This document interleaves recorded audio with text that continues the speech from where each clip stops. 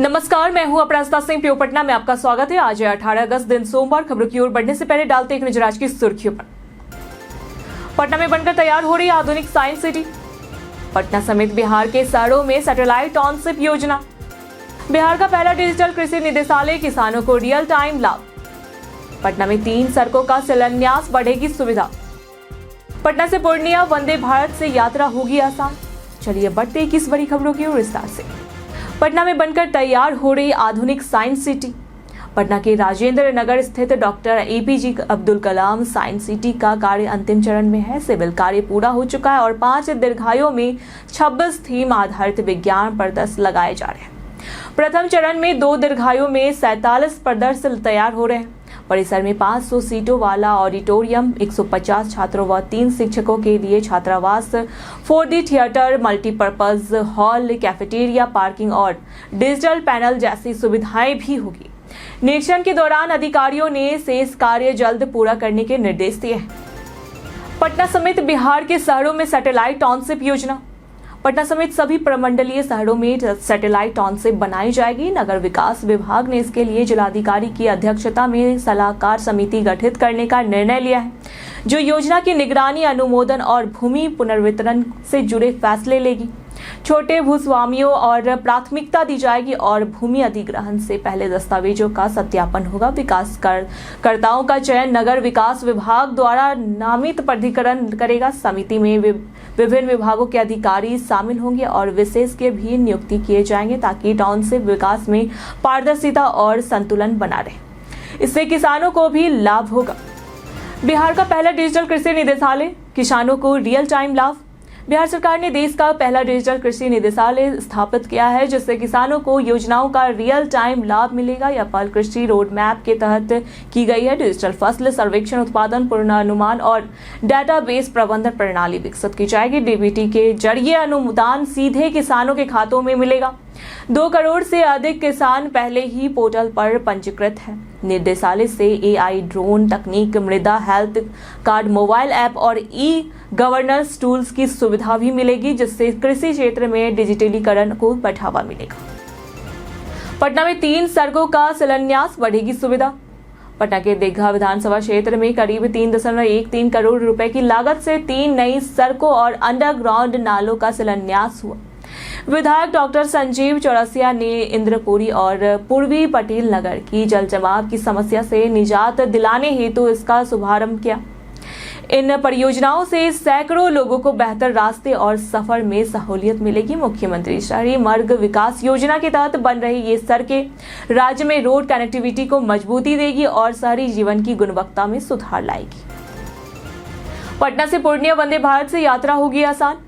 Railway ने पटना से पूर्णिया के बीच वंदे भारत एक्सप्रेस और पटना से नई दिल्ली व पाटलिपुत्र से गोरखपुर के बीच 2 अमृत भारत एक्सप्रेस ट्रेन चलाने की योजना बनाई है। मार्च 2026 तक ट्रेनों का संचालन शुरू होने की उम्मीद है। इससे सीमांचल के यात्रियों को कटिहार जाने की जरूरत नहीं पड़ेगी और टिकट की मारामारी से भी राहत मिलेगी। गया, मुजफ्फरपुर और सहरसा से भी अमृत भारत ट्रेन शुरू होने की उम्मीद है। रूट सर्वे जारी है और प्रक्रिया पूर्ण होते ही संचालन प्रारंभ किया जाएगा। इससे यात्रा अधिक सुविधाजनक और तेज हो। पटना का ऐतिहासिक और प्रतीकात्मक स्थल। पटना का गांधी मैदान, जिसे पहले बांकीपुर लॉन कहा जाता था, ब्रिटिश काल से लेकर आज तक ऐतिहासिक घटनाओं का गवाह रहा है। यह स्थान अंग्रेजों की पसंदीदा जगहों में से था, जहां वे घुड़सवारी करते थे। आजादी की लड़ाई, महात्मा गांधी की प्रार्थना सभा, 1947 में पहला तिरंगा फहराना और 1974 में जेपी की संपूर्ण क्रांति यहीं से शुरू हुई। यह मैदान नरेंद्र मोदी से लेकर जयप्रकाश नारायण तक कई नेताओं की आवाज का मंच रहा है। आज भी यह सांस्कृतिक, राजनीतिक और सामाजिक योजनाओं का प्रमुख केंद्र बना हुआ है। हेमंत चौबे जासुपा में शामिल, भाजपा को झटका। भाजपा के पूर्व सांसद लाल मुनि चौबे के पुत्र हेमंत चौबे जन सुराज पार्टी जासुपा में शामिल हो गए हैं। उन्होंने अपने दर्जनों समर्थकों के साथ पार्टी की सदस्यता ली।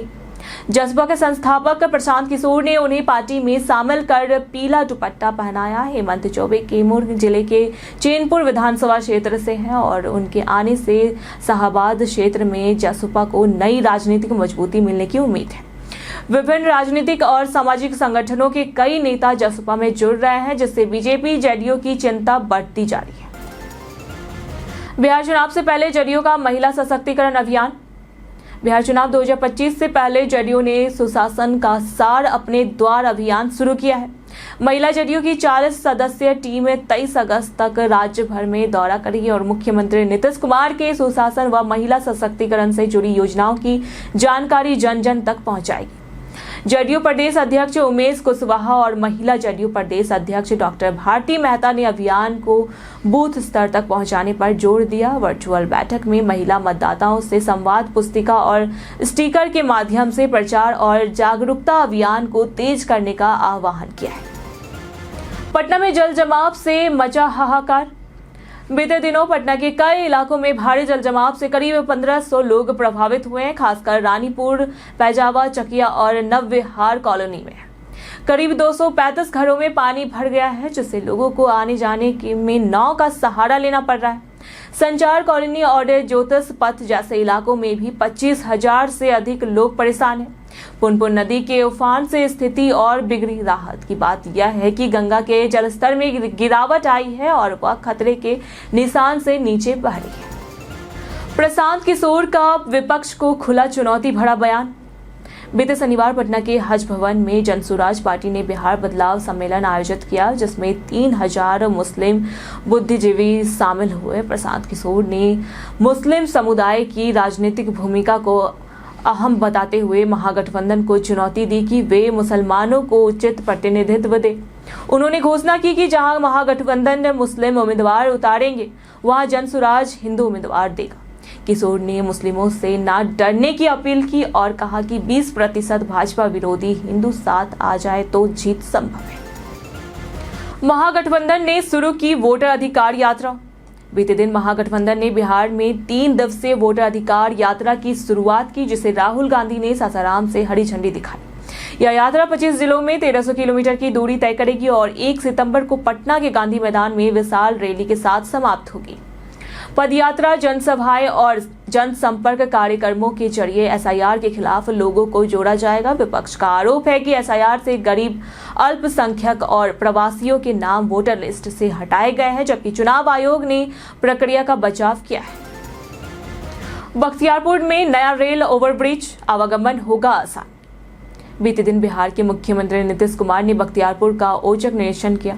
उन्होंने इंजीनियरिंग कॉलेज, पाटलिपुत्र विश्वविद्यालय परिसर और रेल ओवरब्रिज ROBI का जायजा लिया। अधिकारियों को सभी निर्माण कार्य समय पर पूरा करने और गुणवत्ता सुनिश्चित करने के निर्देश दिए हैं। नया रेल ओवरब्रिज NH30 और SH 106 को जोड़ेगा, जिससे कॉलेज का 4 लेन से सीधा संपर्क बनेगा और स्थानीय आवागमन में सुविधा होगी। इस विकास से क्षेत्र के छात्रों और आम जनता को बेहतर शिक्षा और आवागमन का लाभ मिलेगा। पटना अस्पताल में घटिया निर्माण से दीवार गिरी। पटना के श्री गुरु गोविंद सिंह सदर अस्पताल में 15 दिन पुरानी बाउंड्री वॉल गिर गई, जिसमें 2 मजदूर बाल बाल बचे। 33 करोड़ के निर्माण से घटिया सामग्री के इस्तेमाल पर सवाल उठे हैं। दीवार नाले के ऊपर बनी थी और लापरवाही के कारण गिर गई। राजद नेता बलराम चौधरी ने मुख्यमंत्री से जांच की मांग की है। जल जमाव से प्रभावित वार्डों में यह घटना चिंता बढ़ा रही है। हालांकि अनुमंडल पदाधिकारी सत्यम सहाय ने इसकी जानकारी मांगी। डॉक्टर से पुलिस की गवाही अब ऑनलाइन होगी। राज्य में लंबित मुकदमाओं के निपटारे के लिए पुलिस मुख्यालय ने मेडलिप ऐप की शुरुआत की है, जो सितंबर में लागू होगी। इस ऐप से डॉक्टर और पुलिसकर्मी कोर्ट में ऑनलाइन गवाही दे सकेंगे, जिससे बार बार पेशी पर आने की जरूरत नहीं पड़ेगी। खासकर पोस्टमार्टम और इंजरी रिपोर्ट बनाने वाले डॉक्टरों की व्यवस्था के कारण केस टलने की समस्या कम होगी। पुलिसकर्मियों के लिए 2007 का पुराना पोर्टल भी पुनः सक्रिय किया गया है, ताकि उनकी गवाही भी समय पर ऑनलाइन हो सके और मुकदमे में तेजी आए। ब्याज दर से ज्यादा जरूरी है ये home loan factors. Home loan लेते समय केवल ब्याज दर नहीं, बल्कि spread, LTV, ratio, processing fees, prepayment शर्तें और बैंक की सेवा गुणवत्ता पर भी ध्यान देना चाहिए। कम स्प्रेड वाला बैंक लंबी अवधि में लाखों की बचत दिला सकता है। लोन लेने से पहले यह जरूर जांचें कि बैंक कितनी जल्दी लोन स्वीकृत करता है और किन शर्तों के साथ देता है। प्री पेमेंट की सुविधा और फीस भी अहम होती है। शुरू में की गई समझदारी से भविष्य में आर्थिक नुकसान से बचा जा सकता है। होम लोन एक दीर्घकालिक वित्तीय संबंध होता है। तेजस्वी की मतदाता अधिकार यात्रा का प्रचार गीत जारी। राजद नेता तेजस्वी यादव ने सासाराम से शुरू हो रही मतदाता अधिकार यात्रा के लिए एक अभियान गीत जारी किया है। उन्होंने इंटरनेट मीडिया पर गीत साझा करते हुए लोगों से लोकतंत्र की रक्षा और वोटिंग अधिकार सुनिश्चित करने के लिए यात्रा में शामिल होने की अपील की। गीत में तानाशाही के खिलाफ एकजुट होने और किसी का वोट ना कटे इस पर बल दिया है। महागठबंधन ने भाजपा पर आरोप लगाया है कि वह चुनाव आयोग के जरिए मतदाता सूची से नाम हटाकर विधानसभा चुनाव में हेराफेरी की साजिश कर रही। नाबार्ड में 63 सुपरवाइजर पदों पर निकली भर्ती। नाबार्ड कंसल्टेंसी सर्विसेज नैपकॉन्स ने 63 सुपरवाइजर पदों पर भर्ती निकाली है। इसमें junior technical supervisor civil 34, electrical 57 और मेन सुपरवाइजर सिविल व इलेक्ट्रिकल एक शामिल है। उम्मीदवारों के पास संबंधित क्षेत्र में बी डिग्री और 3 से 7 साल का अनुभव होना चाहिए।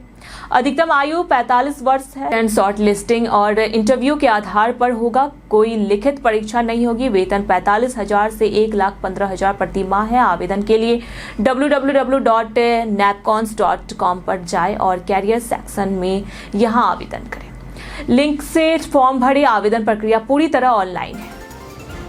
एशिया कप में कप्तान बने Surya Kumar, fitness test pass.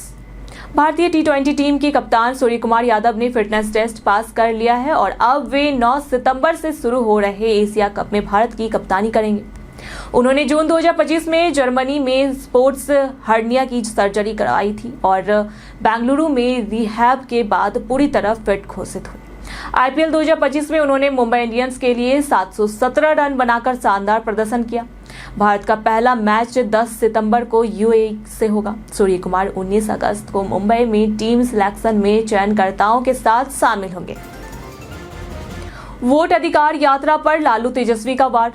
बीते दिन सासाराम से शुरू हुई वोटर अधिकार यात्रा के बीच राजद प्रमुख लालू यादव ने कहा कि देश में हालात आपातकाल से भी बदतर है। उन्होंने भाजपा और चुनाव आयोग पर वोट अधिकार छीनने का आरोप लगाया। तेजस्वी यादव ने कहा कि लोकतंत्र और संविधान खतरे में है और यहां यात्रा वोट के संवैधानिक अधिकार बचाने के लिए। उन्होंने भाजपा की तानाशाही पर हमला बोला और कहा कि बिहार लोकतंत्र की जननी है, यहां वोट की डकैती नहीं होने देंगे। बिहार में छात्राओं को जेईई नीट की फ्री कोचिंग। बिहार के 232 कस्तूरबा गांधी बालिका विद्यालयों और सिमुलतला आवासीय विद्यालयों की छात्राओं को सितंबर से जेईई और नीट की मुफ्त कोचिंग दी जाएगी।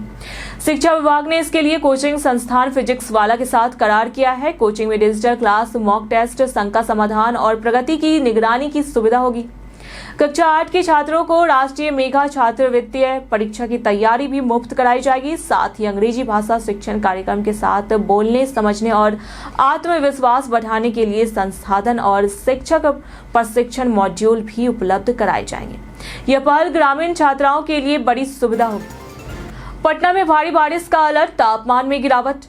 पटना मौसम विभाग ने अगले 2 से 3 घंटों के भीतर तेज बारिश, गरज चमक और 30 से 40 किलोमीटर घंटा की रफ्तार से हवाएं चलने की चेतावनी दी है। येलो अलर्ट जारी करते हुए लोगों, विशेषकर किसानों से सतर्क रहने की अपील की गई है। पिछले 48 घंटों में अधिकतम तापमान 34 से 35 डिग्री सेल्सियस और न्यूनतम तापमान 28 से 30 डिग्री सेल्सियस तक रिकॉर्ड किया गया है। उमस भरी गर्मी के बाद बारिश से तापमान में गिरावट आ सकती है। शाम के समय गरज के साथ बारिश की संभावना है। 20 अगस्त के बाद मानसून दोबारा सक्रिय होगा, जिससे और अधिक बारिश की संभावना जताई गई। बीते दिनों जिन्होंने हमारे वीडियो पे लाइक और कमेंट किए थे उनके नाम है नेहा कुमारी, संजीव कुमार, स्वास्ति कुमार, अमरजीत कुमार, रोशन कुमार, सुधा रानी, मोहम्मद सनाउल्लाह, रवि कुमार, सुजित कुमार। इसी के साथ बढ़ते आज के सवाल की ओर। और आज का सवाल है, क्या आपको लगता है कि मानसून की वापसी से पटना में बाढ़ जैसी स्थिति बन सकती है? आप अपना जवाब हमें हमारे कमेंट सेक्शन में लिखकर जरूर बताएं। आज के लिए फिलहाल इतना ही। पटना की तमाम खबरों के साथ बने रहने के लिए देखते रहे प्योर पटना।